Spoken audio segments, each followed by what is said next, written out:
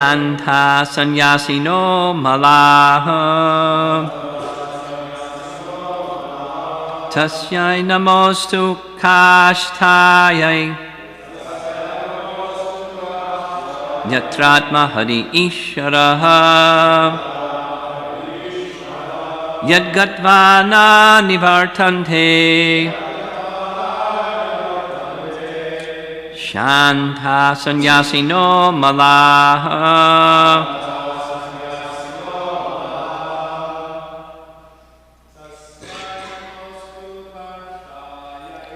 Tasyai namostu kastayai Yatratma hari ishvaraha Yadgatvana nivartante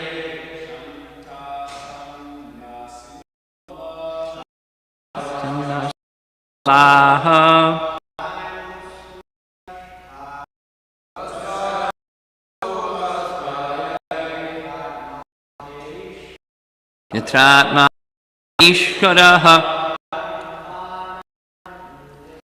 Atvanante Shanta Sanyasino Malaha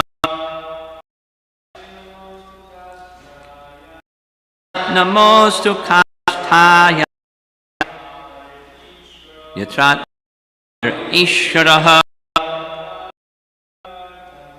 Yagatvana nivartante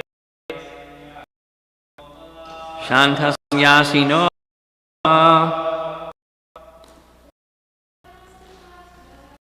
Tasyai namostu kashtayai Yatmatma harir isharaha Yadgatvana nivartante Shanta sannyasino malaha Tasyai namostu kashtayai Yatratma harir isharaha Yadgatvana nivartante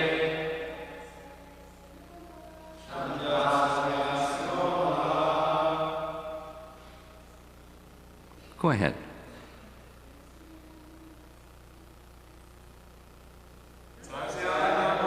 Kashtayai Yatratma harir isharaha Yadgatvana nivartante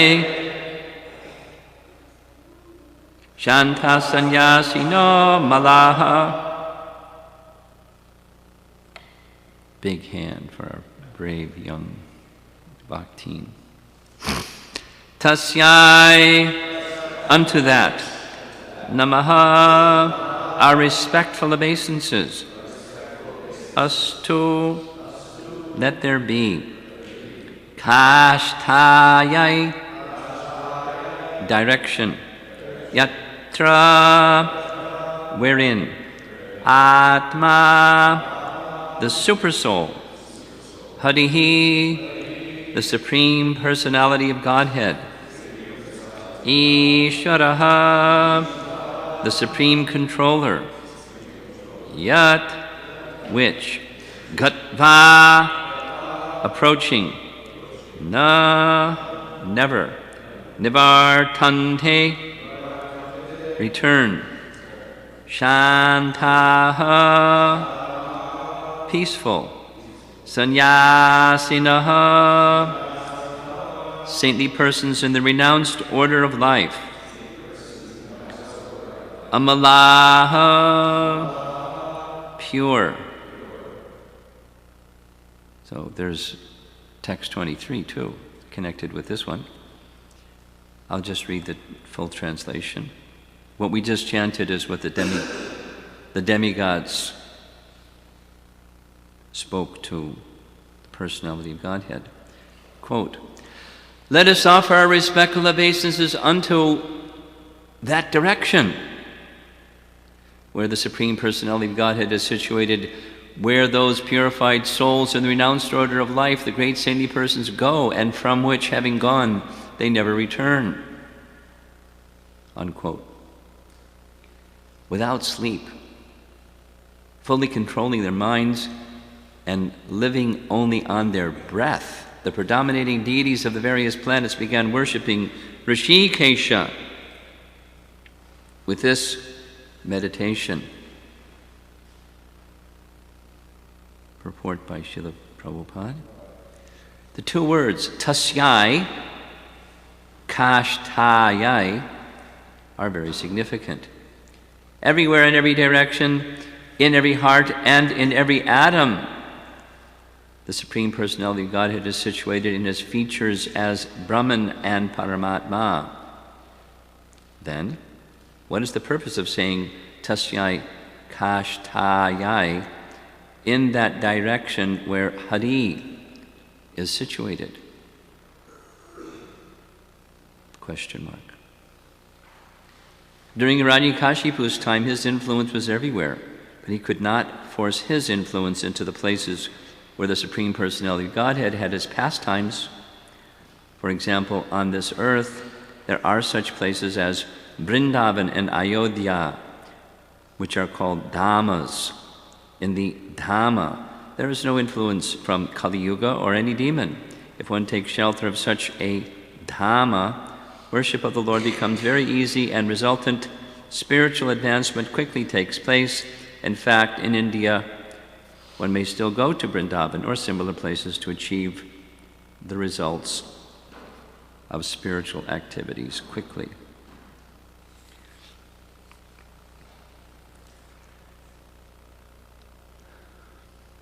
So what are we doing here? Practicing.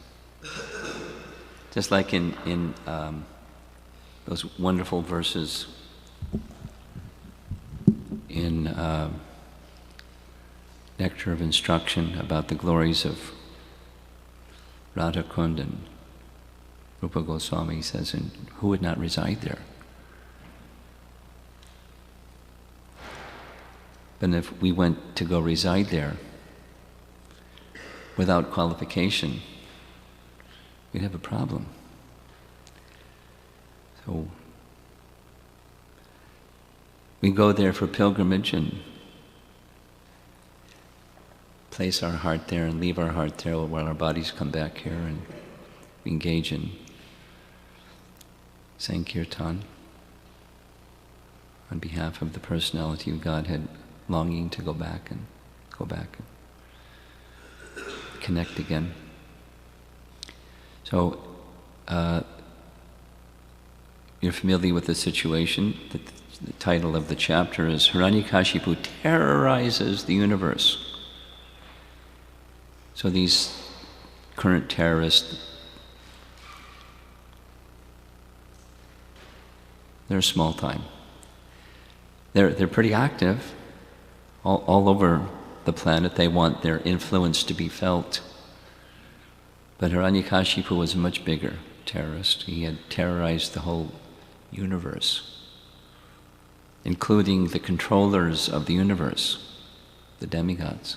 And they were so intimidated that, as the previous verse indicates,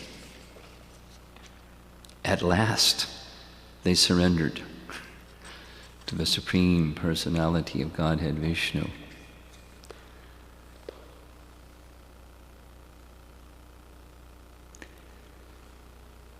Sometimes it takes adversity to surrender to the Supreme Personality of Godhead. For persons more elevated, it doesn't. But for persons that are mixed, it helps. There's that nice verse, 1088:8 in the Bhagavatam, where Prabhupada referred to it in his life, where it's stated that adversity, or Prabhupada uses this word reversal, when those situations come, or some distress, or some calamity, or living in the material world, the duality feature looked pretty dark and ugly. in the life of a devotee, it's not, the fruit of karma. In the life of a devotee, that's a special position. A devotee is one who wants to please Krishna and is cultivating that spirit of wanting to please Krishna. That's bhakti. So one who is carrying bhakti, Krishna may create some misfortune, calamity, difficulty as an impetus to take further shelter of him. It's not, the verse says specifically, it's not the fruit of karma. So,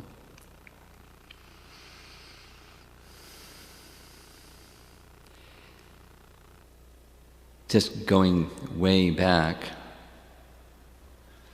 Giant Vijay, this is Jai, gatekeeper of Vaikuntha, being this universal terrorist. You recall from the Madhurya Kandambini presentation, there was this question, when one reaches the stage of shelter at the lotus feet of the Supreme Personality of Godhead, is it possible for anarthas to exist, even up in that stage? And Vishwanath gives this example of Jai and Vijay. They're falling as if there was some anartha, which was the claim of Sanat, the four Kumaras. You don't belong here. You don't have even the proper understanding of what the transcendental realm is. You should descend to the earthly realm.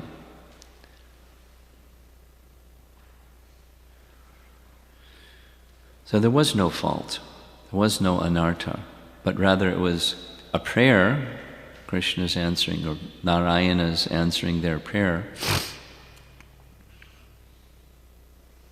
Our dear Lord, we know that you have chivalrous spirit, and in order to engage in that service for you, where you can have good combat with your devotee, then you kindly remove your bhakta vatsala feature for a moment, your kindness upon your devotee, and let us, if you so desire, take the position of being in opposition to you in your service. Please be kind and grant us this request. So their situation, Hiranyakashipu's situation, the Bhagavatam is very deep. You can't understand it properly just by something superficial. In any case, the demigods, they're mixed. They're devotees. They're very elevated devotees. And different than the residents of Vrindavan, when some demon comes, they take shelter of Krishna. Krishna kills the demon. Here, the impetus for taking full shelter was the terroristic activity of Hiranyakashipu, and so their shelter taking became energized and amplified. And they point to the Supreme Lord, that place where He resides is in all directions. Very interesting.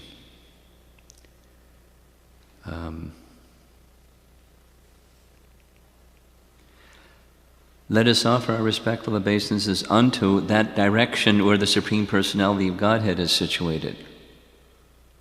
What's that direction?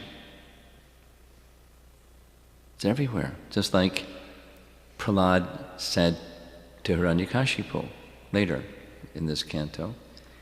Where is this Vishnu? He's everywhere.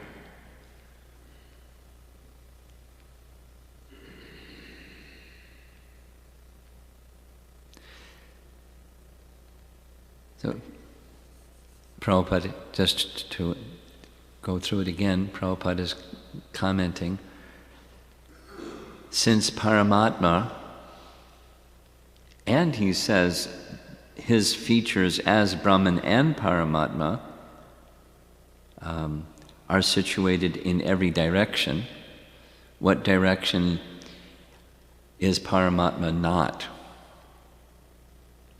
There isn't. Paramatma is in every direction. And Brahman, what direction is Brahman? Every direction. So why are they referring to in that direction? And the answer is given because Hiranyakashipu's influence was spread so widely. He was terrorizing people in every direction. There wasn't a place where his influence in this universe was not felt. He was big time, not small time, not medium time. He was big time.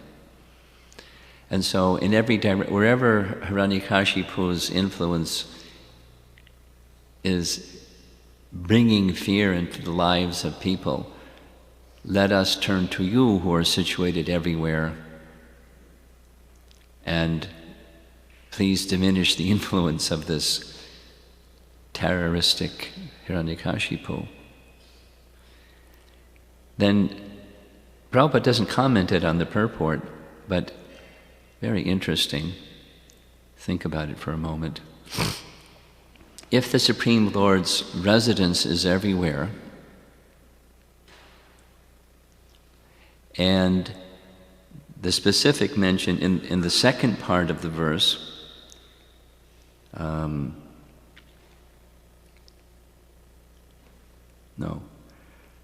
in the first part of the verse, where those purified souls in the renounced order of life, the great saintly persons go.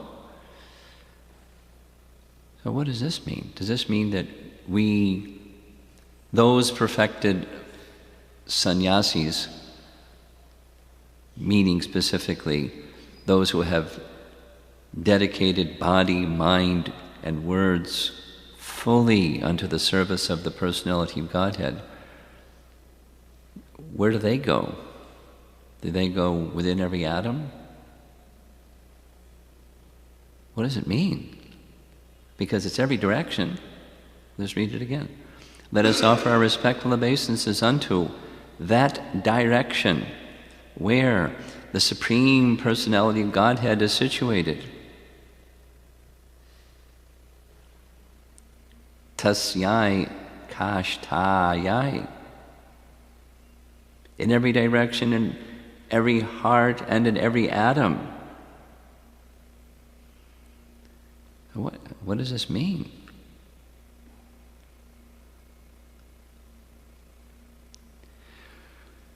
What's the destination of Paramatma realized yogis and devotees? Well, two things. One is that same Paramatma that's within every atom has his own abode, in addition to within the heart of every living entity and within every atom of matter, he has his own abode. What's that? It's Svetadweep, in this one spiritual planet within the whole of the universe. He has his abode. And that's the personality that the demigods go to pray to when they have a big problem. Svetadweep. And there is Lord Vishnu. The same Lord Vishnu who's reclining in the Milk Ocean, the white island within the Milk Ocean, Kshirodakshayi Vishnu, is situated in the heart of every living entity. Just like, to illustrate this, Bhagavatam is wonderful. So when Dhruva Maharaj was undergoing his severe practice of meditation and controlling the life air so that he was not breathing, just like these demigods, it says, they were living only on their breath, but Dhruva was holding his breath. Whatever it was, once a month he would breathe. So, because of that breath constraint, it was affecting the entire universe. Dhruva was also so powerful. So the demigods, they were suffocating. So they went to the same place, Svetadweep, and prayed to Lord Vishnu. And Lord Vishnu said, don't worry, it's just a little boy. He's doing some severe yoga practice. I'll take care of the problem. So Dhruva, who was seeing Paramatma within his heart, suddenly his trance of meditation broke, and then there was Lord Vishnu standing before him. So question,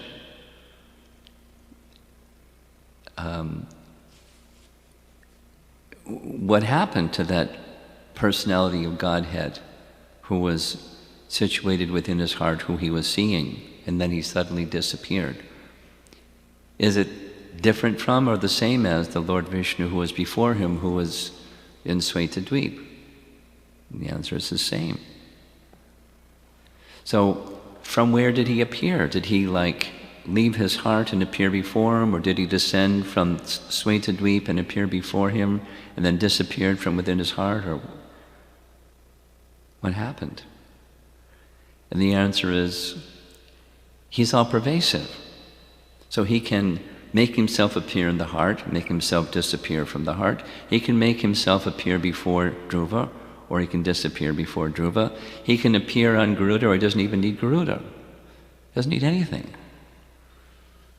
He's all pervasive. It's mind-boggling. What's a person who's all pervasive? Nobody that we know is all pervasive, but Vishnu is all pervasive. As many atoms as there are in the universe, there's that many manifestations of Lord Vishnu. And he's one entity, one supreme being. Another little Bhagavatam puzzle, at least for me, when I first read the first canto Bhagavatam, I was very puzzled about the pastime of Krishna appearing within the womb of Uttara before Maharaj Parikshit, while he was still within the womb. So he did several things. He checked the Brahmastra of Ashvatthama. He gave his darshan to Maharaj Parikshit. And then he suddenly disappeared. So the puzzle was, where did he come from and where did he go to? And the answer is, he's all pervasive. He doesn't need to come from any place or go to any place. Did he come from the heart of Maharaj Parikshit and then he manifested himself in front of his heart? Did he come from one of the atoms in front of Maharaj Parikshit? Or did Krishna transform him? Mental speculation. He's all pervasive. He doesn't need to come from anywhere or go anywhere. He can make himself manifest and make himself not manifest according to his inclination to do so. Everything follows his desire. Everything. Material and spiritual, everything follows his desire. And his desire especially goes to his devotee. And in this case, the devotee Maharaj Parikshit was in difficulty, so he gave his mercy. Specifically, so that Maharaj Parikshit throughout his whole life would always be searching for Krishna, for that darshan of Krishna once again.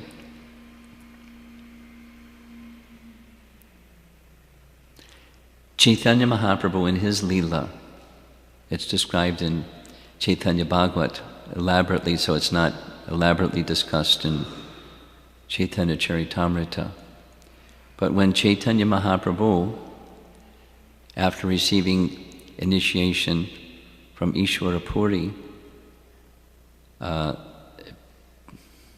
ecstatic love of God erupted immediately, and it increased and increased.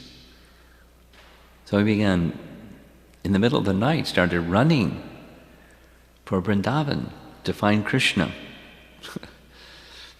Krishna's everywhere. You don't have to go to Vrindavan. Krishna's everywhere. But in Vrindavan, that's the original form of Krishna, is in Vrindavan, of course. For one who is in pure devotion, Yam Shama Sundaram Achinchugana Surupam. That form of Shyamasundara appears within the heart, because the form that Krishna exhibits is according to the devotion of his devotee, wherever that devotee is. Their heart is in Vrindavan, and that's the form of Krishna that reciprocates with them. And so anyway, as he was running towards Vrindavan, literally running towards Vrindavan, a voice came from the sky, "Not yet.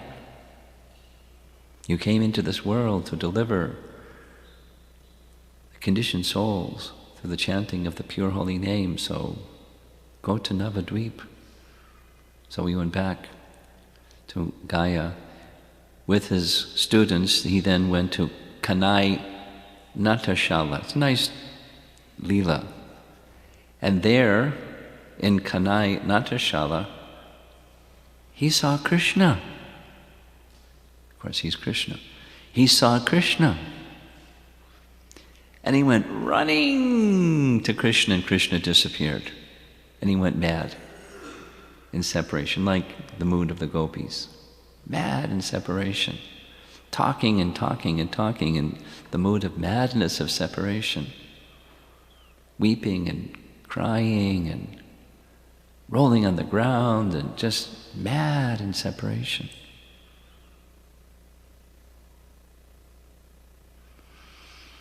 So Krishna's in Kanai Natashala too.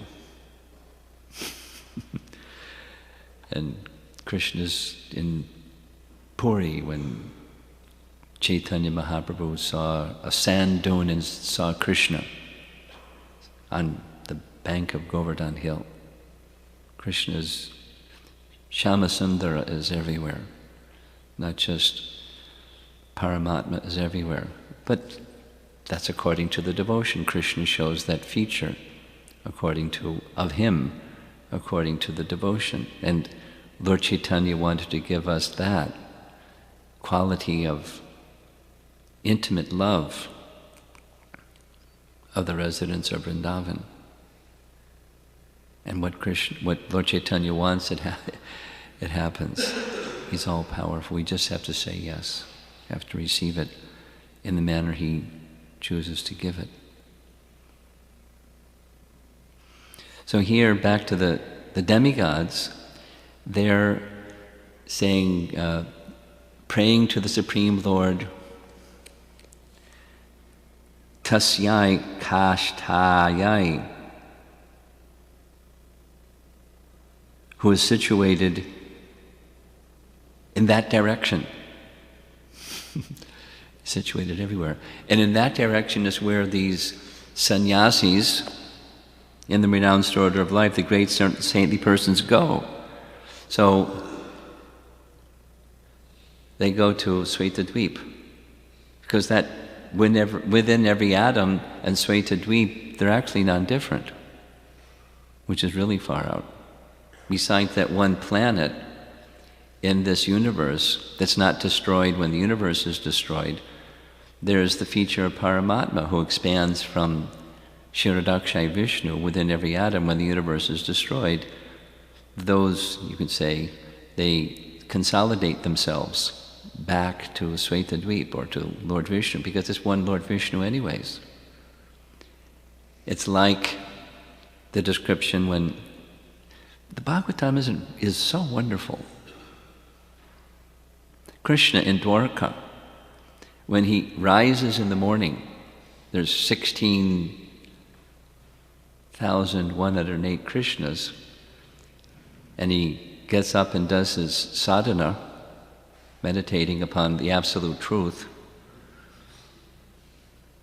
It does it a little differently than we do it. And then the 16,108 Krishnas merged into one Krishna. They went into the assembly hall, sat by the side of Ugrasena, and then going back home, he expanded again into 16,108 Krishnas. He's quite flexible.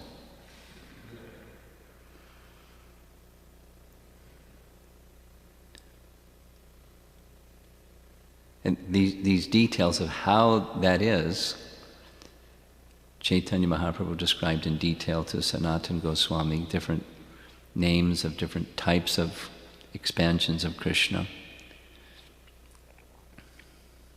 And even in Vrindavan, not just in Dwarka, Krishna expanded himself to dance with all the gopis. He's not multiple Krishnas, it's Krishna.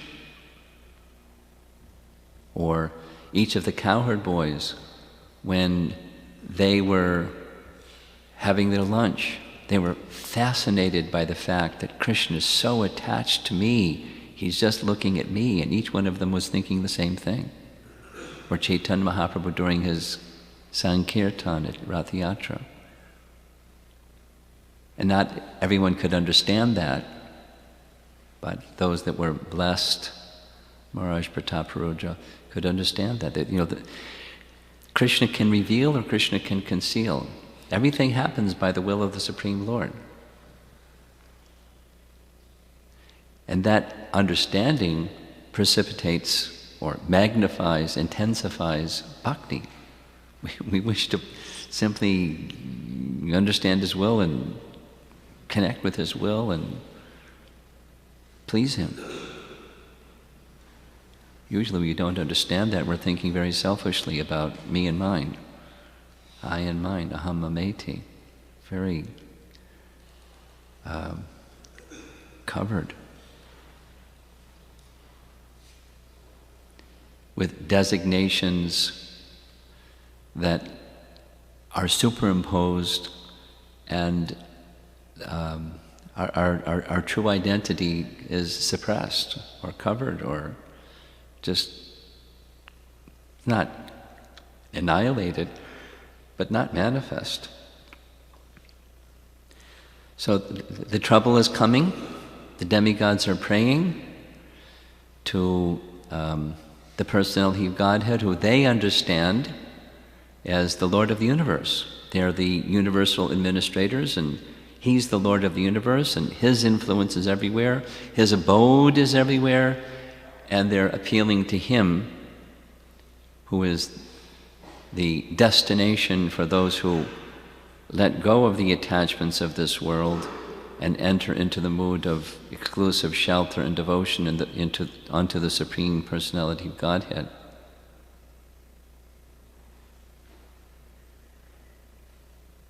They're appealing to Him. And that the second part of the verse indicates in doing this was a meditation or a prayer. We just pause on that a little bit. When the Navayogendras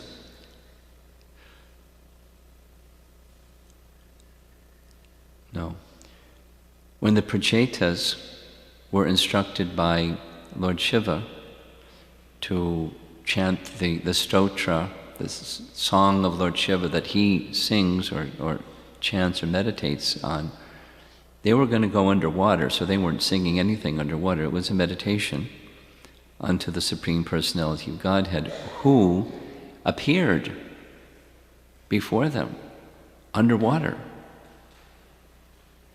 Imagine that. And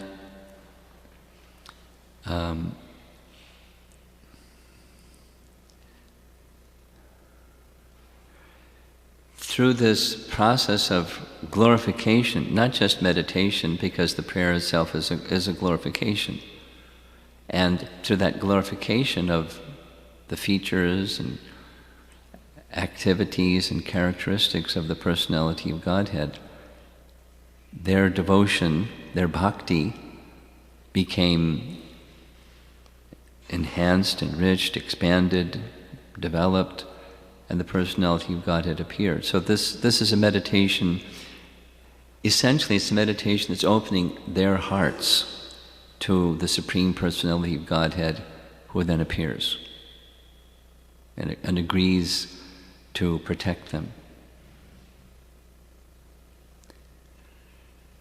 So in short, the activities of devotion are to help us open our heart so that we can then receive Krishna. I mean, Krishna is already there. And in one sense, he's knocking on the door. And we're, saying nobody's home. Or just like going about our business or whatever. So these wonderful prayers, it's for our benefit. It's opening our heart to receive Krishna. Krishna is just waiting for us to open our heart. So then he'll come. And if we're, distracted or indifferent, then he doesn't intrude, but he'll come if our hearts become open. And so these verses of the Bhagavatam, prayers, standard prayers or our own personal prayers, that's the function. Makes the heart open and in the presence of the personality of Godhead cleansed, just like chanting, Chaito Darpana Marjanam, cleansing of the heart. And progressively maturing that spirit of devotion, wishing to please the Supreme Lord exclusively, then he appears successively. Some attraction for him, some attachment for him, and so forth. So we'll end with that and see if there's any comments or questions on the verse. Yes?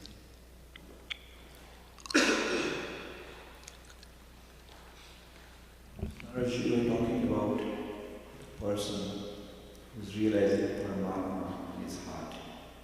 So the person who's realizing Paramatma in his heart, do you see Paramatma as a two-handed form or four-handed form? Paramatma's four-handed form. Depends on the whether this is the mood of devotion of that person, whether he sees this or that form.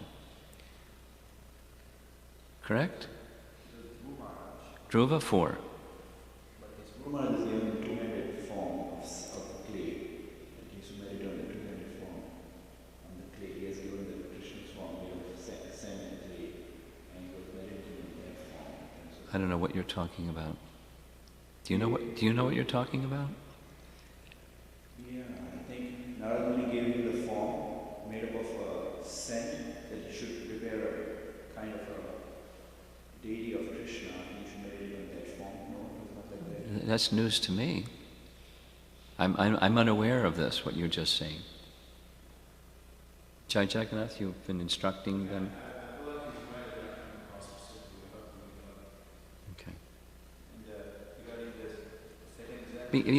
Specifically, when go back to his mother,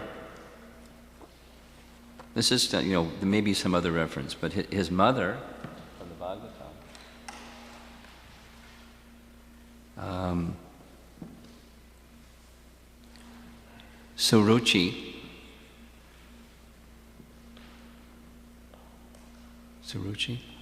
Suruchi said, you want a kingdom? Well, the only thing I know is great personalities. They may get that, if they get the pleasure of Lord Vishnu, he can fulfill anything. So from the get-go, it's find Lord Vishnu. That was his question, specifically in the Bhagavatam. So, in any case, according to one's devotion, the principle is, according to one's devotion, the Supreme Lord shows his form. The classic illustration of this is when Krishna had left the rasa dance and the gopis were searching for Krishna, and he teased them, or he showed Narayana form, so they ran up to Narayana and said, "Where is Krishna?"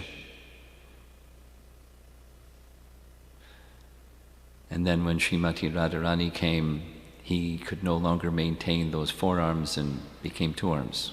So he shows that form according to the quality and intensity of devotion. You have the reference, Jason? Yes. Huh? 4. Yeah. Try to speak slowly. Thank you. The beginning of the sentences are good. It's just when you get to the end of the sentences, that's when you speak real fast. So, you were explaining that according to the devotion or attraction one cultivates, then the Supreme Lord, who is all-pervasive, will reveal himself in the particular form that the devotee is attracted to. Of course, we also hear in the Shastras glorification of... Well, ultimately, he's free to do whatever he wants, but that's generally how it works, yeah. Okay. So we also hear glorification of Vrindavan, Dham, and most devotees have this experience of going to the Dham and feeling something special, something extra in their devotion. So if the Supreme Lord is all-pervasive, and he can reveal himself anywhere, what is that special feeling we get in Vrindavan? It's his Dham.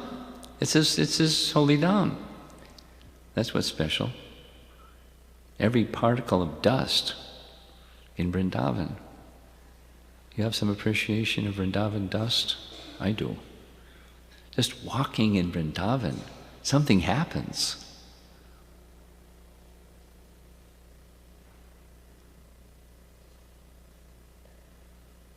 Not ordinary. Not like, Chicago. Yes.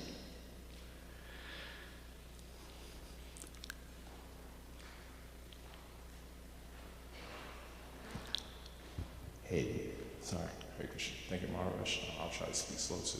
So this goes along the point of Krishna's everywhere. He's always at home. Krishna does what? He's always at home, He's always at home. Yeah, in our Is that what you're saying? Krishna is always at home. Yeah.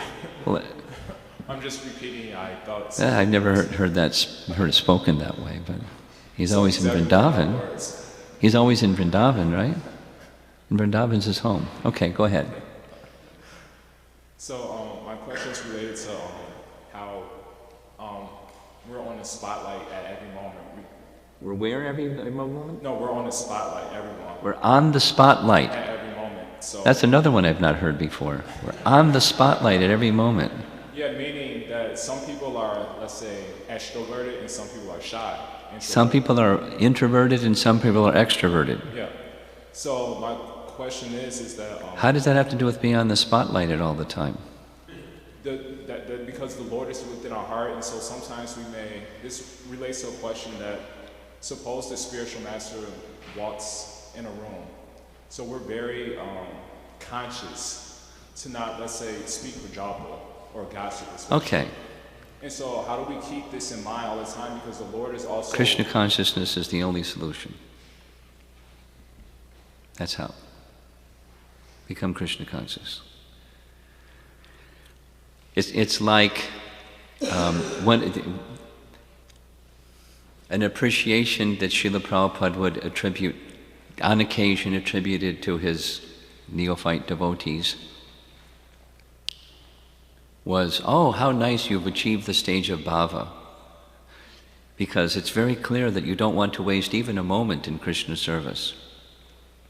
So, be very conscientious to strive for connection with Krishna at every moment. And then your prajalpa goes away.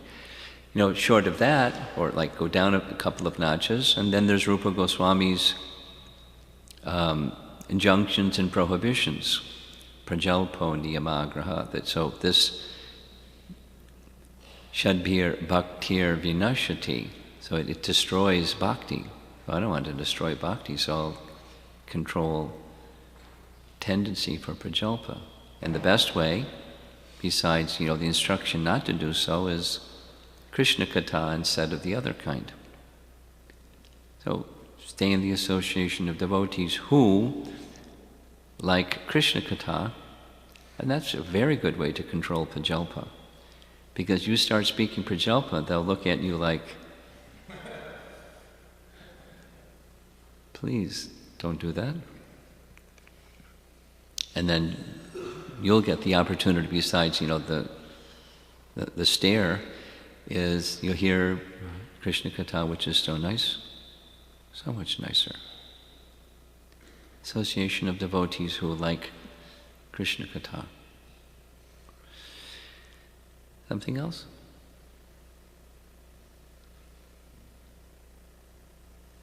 Jai Jagannath, you got something?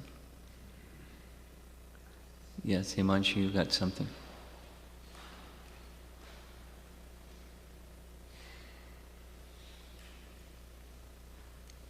Hare Krishna. This isn't my question, but Joey asked me this question 2 days ago. 2 days ago? I was wondering what you would think of it. He said, since Krishna is everywhere and is everything in one sense, then isn't everyone always worshipping Krishna anyways? So what's the speciality of... So Krishna is everywhere and Krishna is everything. Right. And therefore... everyone is worshipping Krishna already. Everyone is worshipping Krishna already. Yes. The problem is they don't know it.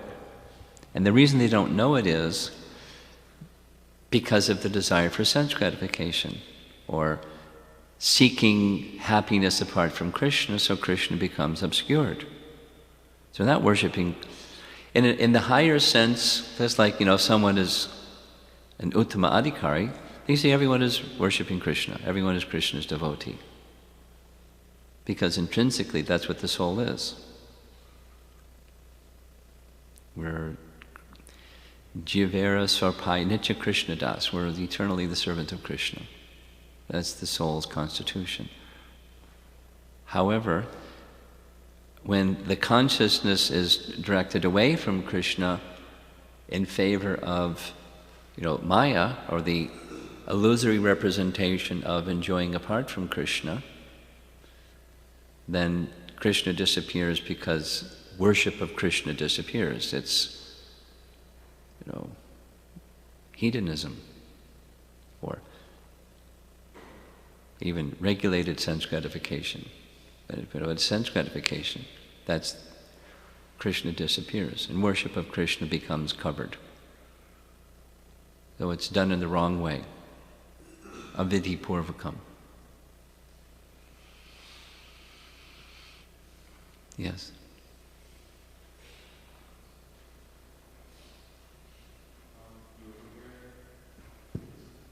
You're comparing Chicago to Vrindavan, so this has me thinking, is New Seva Kunj non-different from Seva Kunj? Is what? Is New Seva Kunj different from Seva Kunj? Well, different and non-different. That's a nice answer.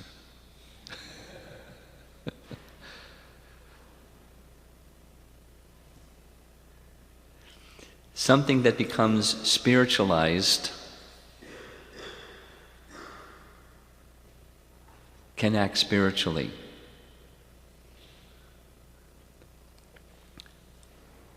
On the other hand, this will be destroyed and that won't be destroyed. So what we see externally in Sevakunj may be destroyed, but the Dham, Sevakunj, won't be destroyed. That the Krishna's abode is not destroyed. So something that becomes, you get the distinction. Something can act fully spiritually, so it's non-different, but it's different. Non-different and different, because otherwise, what is the need to go on pilgrimage? And somebody might say that. A temple president may say, why do you want to go to Vrindavan? This is Vrindavan. Vrindavan, but it's not Vrindavan. It's special. Special.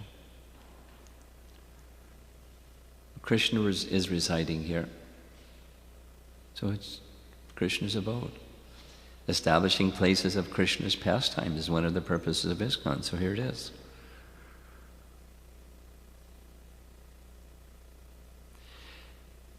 In one of the Puranas, not the Bhagavad Purana, there's a description different than what the Bhagavad Purana says. In the Bhagavad Purana, Prahlad directly states that he was sent from the spiritual world by the Supreme Lord Narayan to exhibit the quality of unmixed devotion. There's another Purana which states that in his previous life, I mean, have you ever wondered how was it that Narada Muni understood that within the womb of Hiranyakashipu's wife was a pure devotee? Like, who was he before he was within the womb of his mother? Who was that, Prahlad? So one of the Puranas says that in his previous life he was a Brahmana, and he was with his girlfriend, Brahmani, and off they went into the forest together, and they sat down in what was no longer existing, the ruins of a Nrsimha temple. So the place was fully sanctified because it was where a Nrsimha temple was. They didn't know that, but the place had been sanctified by the worship of Lord Nrsimhadev. There's some further detail, but he received the benefit of having the Supreme Lord's association because of some service he did cleaning up a place at the abandoned or ruins of a Nrsimha temple. You get the idea. So even in this place, when the physical manifestation disappears, the spiritual merit becomes established, and therefore through the power of bhakti, one can make a place spiritualized or make it like Vrindavan, because Krishna's here.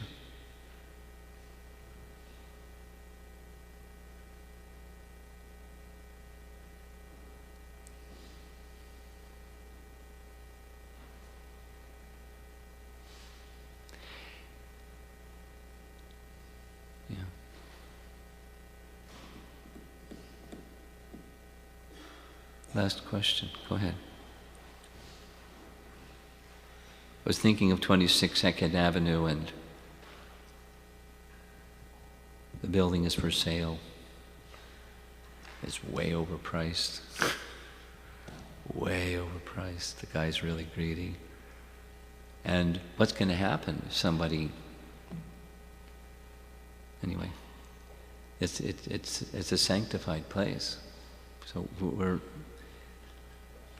we have some plans but if supposing those plans to secure that space permanently goes away, what's going to happen? Who knows? It's still a sanctified place. Who knows? Yes? Hare Krishna. I was just thinking about this. So we know that Bhagavad Gita is not different from Krishna, right? Bhagavad Gita Yeah. is not different than Krishna. Yeah.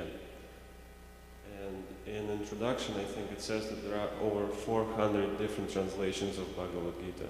Okay. So, are any of them as good as Krishna, even though the comments might be not authoritative? No. But the verses are still spoken by Krishna. Well, the words are there, but Krishna isn't there. It's like, when there's a fence to the holy name, the sound vibration is there, but Nama Prabhu is not there. Like that. By mental, one cannot reach Krishna by mental speculation. And these other translations largely, not all of them, but other translations largely are from some scholarly speculator, largely. But when that message is heard in disciplic succession, some translations are like that, then Krishna is there. That's not different than Krishna. Is this distinction clear? Okay.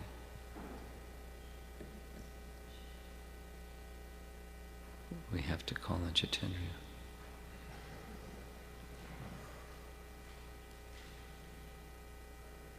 Is that working?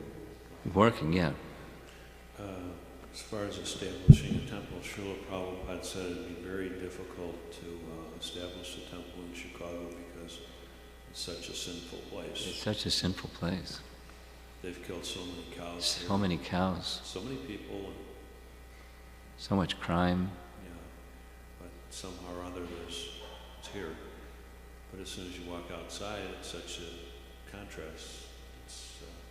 Yeah, so we should walk outside chanting to spiritualize the outside. I remember Chandramauli Swami said on Monday morning you have to have more intense kirtan because so many sinful activities have been dropped off here on Sunday.